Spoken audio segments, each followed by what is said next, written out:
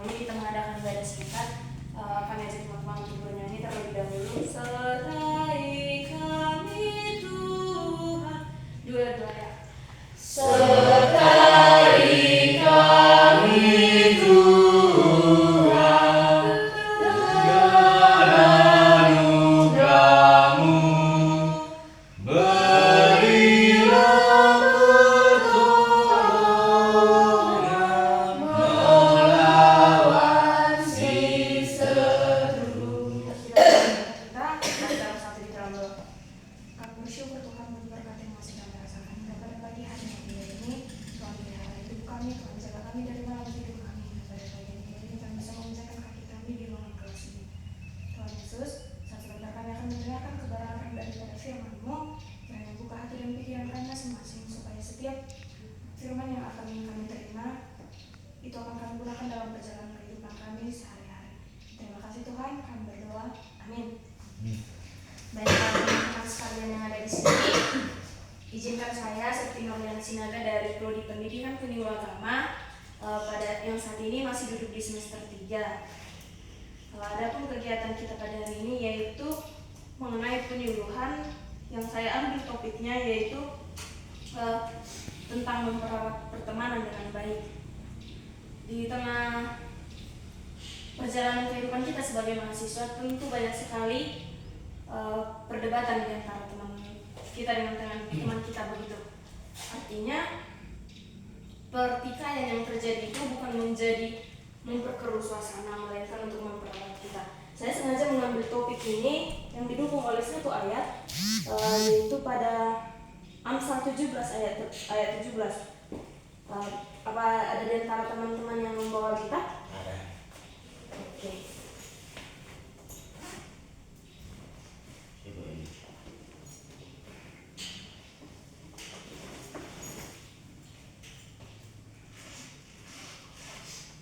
Kami ajak teman-teman untuk membuka dari Amsal 17 ayat 17.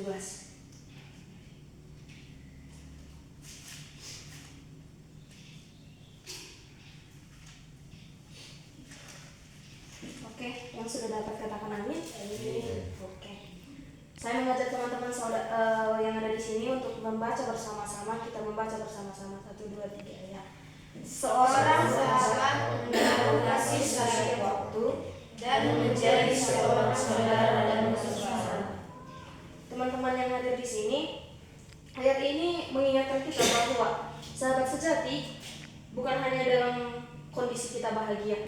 Sahabat sejati itu adalah ketika saya mampu menjadi temanmu di kala engkau mempunyai masalah, ketika saya mampu menjadi sahabatmu ketika kamu mempunyai banyak kerumitan di dalam perjalanan kehidupanmu, terlebih di kehidupan di kampus ini. Artinya kita semua yang sudah menganggap satu sama lain itu menjadi saudara harus mampu menopang teman kita yang sedang dalam keadaan down mungkin ya. Pertemanan itu merupakan salah satu karunia Tuhan yang sangat berharga di dalam hidup kita. Sebagai mahasiswa, kita juga pasti bertemu banyak orang dengan sifat yang berbeda-beda ya. Artinya bukan berarti ketika saya menemukan teman Eliakim ya, nah teman Eliakim dengan sifat yang berbeda dengan teman Deborah, berarti saya harus memilih salah satu di antara mereka. Bukan seperti itu yang dimaksudkan pada ayat ini. Tetapi kita sebagai mahasiswa, ketika bertemu dengan banyak orang, kita harus mampu membangun hubungan yang kuat, yang erat, karena itu sangat penting bagi kita semua untuk mempererat pertemanan kita untuk menjadi berkat dalam kehidupan berikutnya. Ayat ini mengingatkan kita bahwa menjadi seorang sahabat sejati bukan hanya di dalam masa bahagia seperti yang sudah saya jelaskan tadi. Nah, saya mengangkat beberapa hal mungkin ya yang bisa kita gunakan untuk mendorong pertemanan kita itu, mempererat pertemanan kita itu. Poin yang pertama, yaitu menunjukkan kasih melalui tindakan sederhana. Tidak perlu menunggu momen-momen besar untuk menunjukkan perhatian. Artinya begini, kita bisa menunjukkan momen-momen kecil untuk menunjukkan kasih kita terhadap teman kita. Artinya dengan satu hal yang sederhana saja, ketika saya mampu membantu kamu untuk kan kita semua di sini kebanyakan anak kos ya. Iya. Nah, jadi ketika aku mampu membantu kamu di dalam ketika kamu mungkin membutuhkan biaya ketika membayar uang kos, yang artinya ketika orang tua kita dari kampung belum mengirim begitu.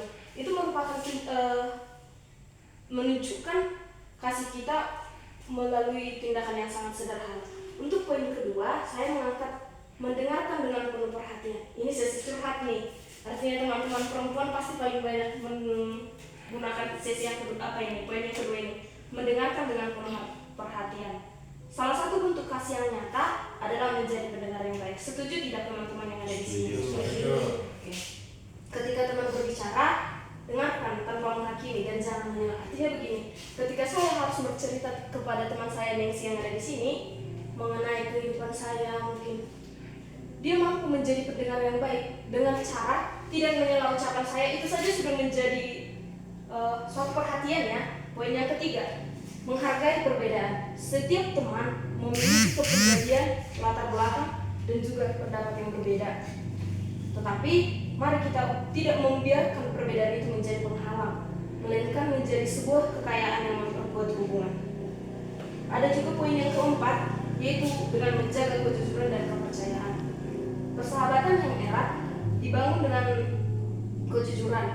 Jangan takut untuk berbicara dengan jujur, tetapi sampaikan dengan lembut dan dengan penuh kasih. Ada poin yang kelima sekaligus, ternyata ada poin kelima, yaitu hadir di dalam situasi yang sulit. Ketika teman mengalami masalah, berusahalah untuk hadir, meskipun hanya mendampingi mereka. Ketika saya tidak mampu membantu Kak Elisa di sini, hanya untuk sekedar menemani itu juga sudah menjadi sebagai penopang teman-teman sekalian. Nah, poin yang keenam yang juga menjadi poin terakhir, yaitu jangan ragu meminta maaf dan memaafkan. Di dalam hubungan pertemanan, konflik pasti terjadi, benar ya? Yang terpenting adalah bagaimana kita untuk mengatasi, menyikapi konflik tersebut. Memiliki hati yang rendah untuk meminta maaf ketika salah, dan juga memberikan pengampunan dengan tulus, seperti yang Tuhan ajarkan kepada kita. Dengan menerapkan ada 6 prinsip-prinsip atau hal yang bisa menopang kita di dalam mempererat pertemanan tadi, kita tidak hanya mempererat pertemanan teman-teman, tetapi juga menjadi saluran kasih bagi Tuhan dan juga bagi orang lain. Mari kita teman-teman sekalian untuk menghubungkan pertemanan kita menjadi lebih baik dan lebih bermakna, supaya itu menjadi membangun dan kita akan mampu menghadapi tantangan hidup ini dengan sukacita. Mungkin demikian yang bisa saya sampaikan. Terima kasih buat perhatiannya. Untuk menutup sesi penyuluhan kita kali ini, saya mengajak teman-teman untuk berdoa kembali. Kita bersatu di dalam doa. Sungguh luar biasa cinta Tuhan yang hadir di dalam perjalanan hidup kami, di mana Tuhan masih memberkati kami hingga pada sesi yang terakhir ini, yaitu sesi penyuluhan Tuhan, dengan mengangkat sebuah topik untuk mempererat pertemanan kami, terkhususnya kami anak-anak yang berkuliah di kampus IAKM Tarutung ini, yang dipertemukan dengan berbagai sikap, berbagai pendapat dan juga latar belakang dari antara teman-teman kami.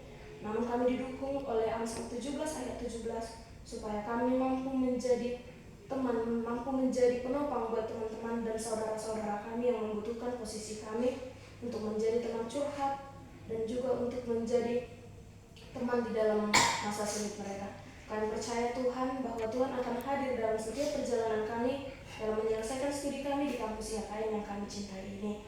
Hadirlah kiranya Tuhan di dalam kehidupan kami, lancarkan setiap proses kami Tuhan. Bantu kami pribadi lepas pribadi untuk menjadi anak-anak dan berhasil dari kampus ini menjadi sarjana yang luar biasa yang dapat dipakai di depan masyarakat, terlebih di hadapan Tuhan. Terima kasih Tuhan buat setiap teman-teman yang hadir pada kesempatan ini. Berkati mereka Tuhan, berikan kepada mereka kesehatan, panjang umur dan juga sukacita. Di atas segala permohonan kami sadar bahwa kami adalah manusia yang penuh dengan dosa. Kiranya ampunkan kami Tuhan agar kami layak menjadi anak-anak-Mu. Terimalah dan sempurnakanlah doa anak-anak-Mu ini, hanya di dalam nama anak-Mu Tuhan Yesus Kristus kami berdoa dan mengucap syukur. Amin. Terima kasih buat teman-teman semuanya. Saya ucapkan shalom. Shalom.